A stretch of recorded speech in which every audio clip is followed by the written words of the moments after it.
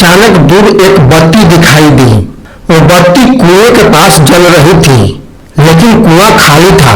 मुझे लगा कि यह कोई जादू है। मैंने करीब जाकर देखा तो वो बत्ती खुद पे खुद बुझ गई। तभी पीछे से किसी ने पुकारा, रवि। मैंने पलटा, लेकिन वहां कोई नहीं था। फिर अचानक मेरा कैमरा गिर पड़ा और बंद हो गया। रात के उस अनुभव के बाद मैं पूरी तरह से हिल चुका था। कैमरा बंद होना और पीछे से पुकार सुनना जैसे कोई चेतावनी थी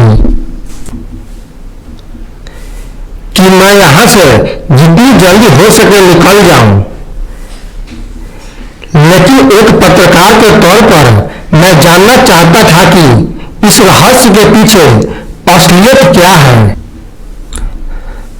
अगले दिन मैंने गांव के कुछ बुजुर्गों और उन परिवारों से बातचीत की जिनके सदस्य रहस्यमय तरीके से गायब हो गए थे। गांव के लोग बात करने में डर रहे थे, लेकिन धीरे धीरे उन्होंने कुछ बताना शुरू किया। पिछले 5 सालों में कम से कम 12 लोग रात के समय गायब हो चुके थे। सबसे पहला नाम था रामलाल भाटिया, जो रात में खेत से लौटते वक्त अचानक लापता हो गया था। उसकी अब तक कोई खबर नहीं मिली। लोग कहते हैं कि उसकी आत्मा अभी भी कुएं का आसपास भटकती है और जो भी उसे देखता है वो अगली सुबह मृत पाया जाता है। दूसरे गायब हुए व्यक्ति की कहानी और भी ज्यादा डरावनी थी। वो था मोनू पटेल, जो एक बार गांव के बाहर अकेला गया था और लौट कर बहुत ही डरावनी हालत में था। उसने बताया कि उसने एक महिला की छाया पीछा किया, जिसके चेहरे पर जलन और गुस्सा साफ साफ दिखाई दे रहा था। गांव के सबसे बुजुर्ग महिला ने बताया कि 200 साल पहले यहाँ एक महिला रहा करती थी, जिसका नाम था कन्हैया की माई। वो एक जादूगरनी और अघौरी थी, जिसे गांव वाले मौत के घाट उतार दिया था, क्योंकि वे उसकी शक्तियों से डरते थे। कहते हैं उसकी आत्मा आज भी गांव को छोड़ती नहीं है। जो भी उसकी शापित भूत आता है उसे मौत ही मिलती है। मैंने तय किया कि अगली रात मैं फिर से बाहर जाऊंगा, लेकिन इस बार कुछ सुरक्षा के इंतजाम करूंगा। मैं अपनी टीम के 2 साथियों को लेकर गया। हमने कैमरे और रिकॉर्डर, कुछ सुरक्षा उपकरण भी साथ लिए। रात 8 बजे के बाद गांव की गलियां सूनी हो गई। अचानक हवा में एक ठंडी ठंडी फुसफुसाहट सुनाई दी, जो हमारे कानों में घुस रही थी। हमने अपने कैमरे ऑन किए और अंधेरे में धीरे धीरे चलना शुरू किया। अचानक हम सबने देखा कि गांव की एक कोने में एक धुंधली सी छाया घूम रही थी। वह बिना आवाज के, बिना कदमों के चल रही थी। उसकी आकृति महिला जैसी थी, जिसके चेहरे पर अजीब सी चमक थी। हम सब रुक गए। मैंने कहा, क्या कन्हैया की माई हो सकती है? जैसे हमने आगे बढ़ने की कोशिश की, वह छाया अचानक हमारे करीब आ गई। एक ठंडी हवा ने हमें घेर लिया और सबका शरीर ठंड से जम गया। माइक पर अचानक से गड़बड़ी होने लगी और कैमरे का रिकॉर्डिंग बंद हो गया। हमने दौड़ लगाई, लेकिन उस छाया ने एक हमारे साथी के कंधे को छू लिया। सुबह जब हम वापस गांव के बाहर आए तो वह साथी अचानक बेहोश हो गया। बाद में पता चला कि उसकी तबीयत खराब है।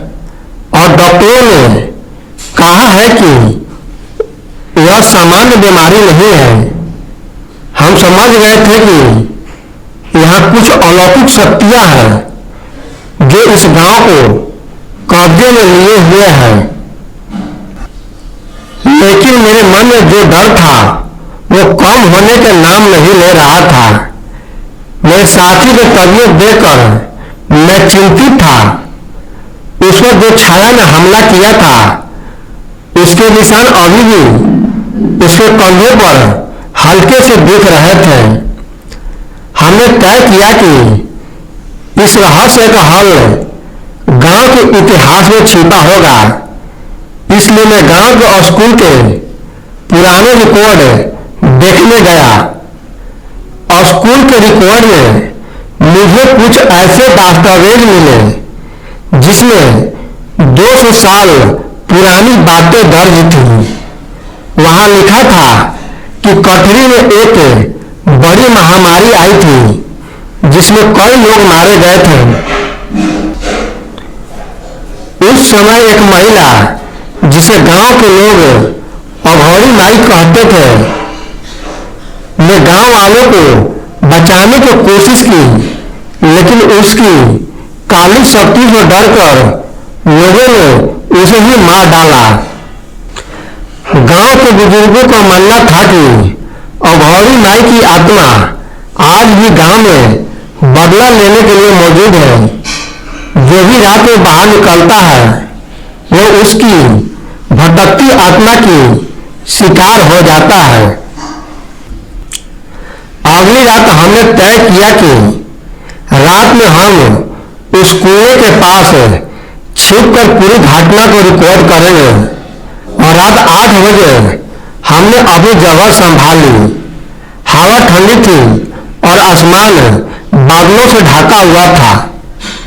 रात 8:15 बजे अचानक कुएं के आसपास हलचल हुई। एक सफेद पोशाक पहने महिला की छवि उभरी।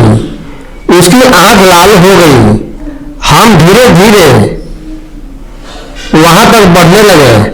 मैंने अपने कैमरे से रिपोर्ट कर रहा था, लेकिन अचानक मेरी आंखों के सामने सब कुछ धुंधला हो गया। मैंने चिल्लाना चाहा, लेकिन आवाज नहीं निकली। मेरे साथी मुझे पकड़कर खींचने लगे। महिला की छाया ने मेरी पीठ छुई और ठंडी हवा ने मुझे जकड़ लिया। उस समय ऐसा लगा जैसे मेरी आत्मा उस स्थान पर फंस जाएगी।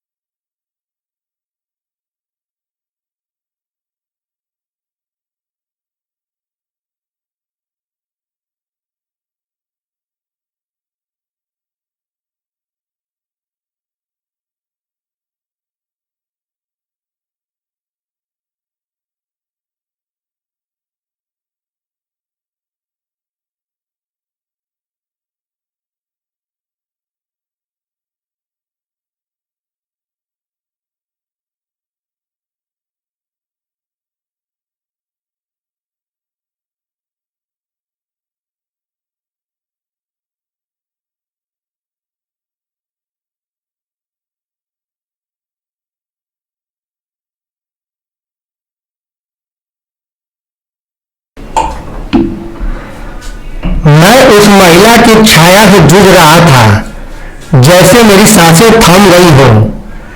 मेरे साथी मेरी मदद कर रहे थे, लेकिन कुछ भी उस भयानक ठंडक से मुझे बचा नहीं पा रहा था। तभी अचानक एक तेज रोशनी हुई और वह छाया गायब हो गई। हमने सोचा कि यही मौका है कि हम गांव के मंदिर जाकर उस अघोरी माई के लिए प्रार्थना करें।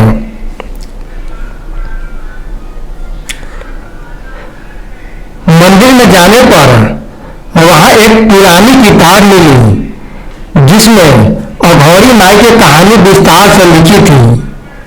पता चला कि वह सच में गांव को महामारी से बचाने आई थी, लेकिन उसके तरीकों को लोग गलत समझ बैठे हैं।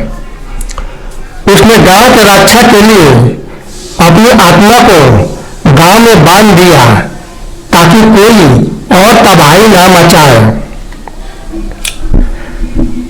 हमने मंदिर में पूजा की, दीप जलाए और गांव वालों को भी शामिल किया। धीरे धीरे गांव में वह भयानक हवा कम होने लगी और सन्नाटा टूटने लगा।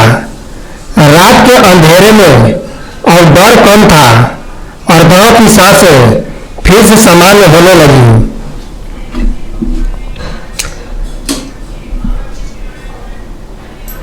इसके बाद मैं वापस शहर लौटा, लेकिन कथरी का अनुभव मेरी यादों में गहरा छाप छोड़ गया।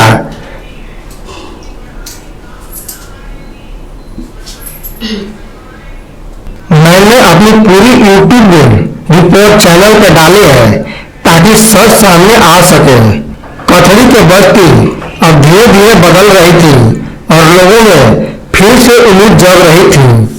दोस्तों, ये कहानी आपको कैसी लगी कमेंट कर जरूर बताएं और हॉरर कहानी सुनने के लिए हमारे चैनल को सब्सक्राइब कर दें।